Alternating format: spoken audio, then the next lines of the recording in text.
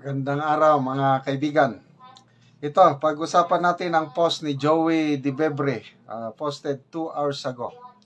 Sabi niya, finally, Miss Dafin. Dafin Osena Pais ang tinutukoy niya. Si Dafin Osena Pais nag-serve as press briefer sa Presidential Communications Office nagsimula noong December 20, 2022. Ito, may naipost na, ano ba ito? Letter, sulat, basahin ko na lang, January 1, 2025, my role as at the Presidential Communications Office ended. Parang sulat ni Miss Dafin sa PCO ba o sa Presidente. Thank you, PBBM, for choosing me as your press briefer and trusting me with a front row seat to national level governance and policy making. It was a true honor to communicate and contribute to the programs and policies of President Marcos and the cabinet. Maraming salamat. So, umalis na siya sa gobyerno, sa palasyo. Wala na siya sa administrasyon ng PBBM. Ano bang dahilan? Nag-resign ba siya? Nasisante? Whatever. Kailang, binasa ko ang mga comments. Maganda ang comments ng taong bayan tungkol dito kay Miss Dafin Osena Pais. Ano siya, dating reporter ng ABS-CBN, lifestyle TV host. Ito, noong 2019, naging National Goodwill Ambassador siya ng UNICEF for supporting and advocating children's rights. So, mga comments, maganda. Mabuti daw at umalis na siya. Magbasa tayo. Okay, people who reacted.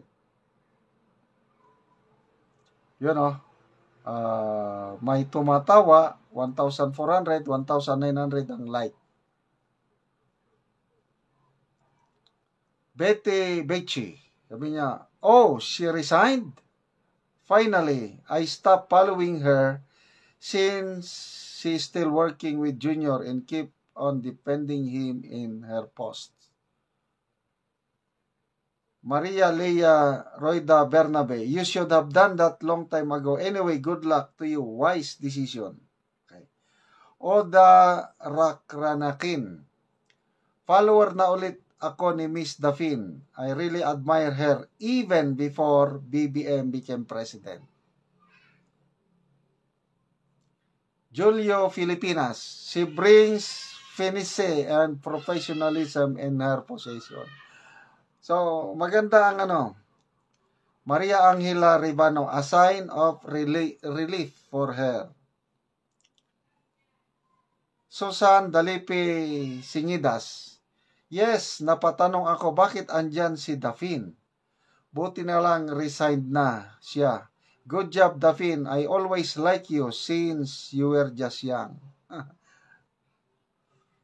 Taloids Alasas, best decision, Miss Dafin. Good job, Miss Dafin. Monday Madhatter, sabi na signs of a toxic employer, always hiring. Ariel Malyare, no matter how you beautifully wrap the product, if it is rotten, it will still smell stinky. Grabe naman to. Marvin Laude, buti naman tinubuan ng hiya. Elbes Bailio, finally you made the right decision. So, yun. So, makita nyo, ang administrasyon ng Marcos Jr. Panglimang PCO secretary niya na ito, si Jay Ruiz. Daming nawawala. Panglima wala pang na 3 taon. So, ito, maliban sa PCO secretary, mayroon pang Palace Press Officer. Wow! Ang ganda ng dating. Talagang palaban. Nagiging, ano siya kagad, controversial. Kanina, hirap na hirap siyang ipaliwanag itong EDSA anniversary celebration, 39th EDSA. Bakit dineclare na a special working holiday? Ang daming nagreklamo kasi nasanay na for the past 38 years, nasanay ng taong bayan na holiday basta EDSA anniversary. The only president na hindi nag-declare na non-working holiday ang EDSA is itong presidente ngayon. He made history. The only president na hindi sinelebrate ang EDSA. Kaya marami ngayon ang nagre-reklamo. Paano mo naman depensahan? Ginawa pang special. Tapos working holiday. Anyway, back to Attorney Claire Castro, palaban. Ang maraming mga Duterte supporters na natutuwa. Ano daw ito? Ano ang sabi ni Optic Politics? The fastest failing mouthpiece, a disaster in the making. Pabayaan lang daw si Claire Castro at hindi siya magtatagal sa kanyang posisyon. Para lang daw siyang vlogger, para bang palengke style. Malayo siya sa professionalism na ipinakita ni Attorney Trixie Angeles nung siya pa ang nasa pwesto, nung siyang nagsasalita. Itong si Attorney Castro, talagang nasanay siguro sa korte, palaban, o nasanay sa kanyang vlogging.